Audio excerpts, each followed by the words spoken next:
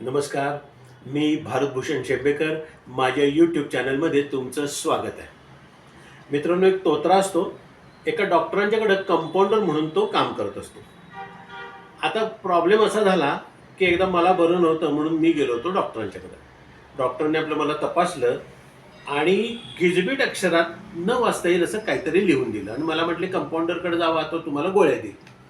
मी गेलो कंपाऊंडरकडे, ती चिठ्ठी दिली. त्यानं ती चिठ्ठी वाचली आणि त्यानं एक गुलाबी आणि एक पिवळी अशा 2 गोळ्या मला दिल्या आणि देताना मला म्हणाला की ही एक काळी आणि ही दुसरी काळी. मी म्हटलं, हे ना देताना तर एक गुलाबी आणि एक पिवळी गोळी दिली आणि सांगताना म्हणतोय ही एक काळी ती एक काळी, काहीतरी गोंधळ घातला असणार.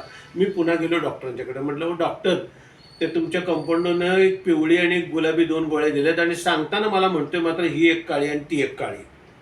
डॉक्टर म्हणजे तसं नाही, त्याला असं सांगायचंय की ही सकाळी आणि ही संध्याकाळी.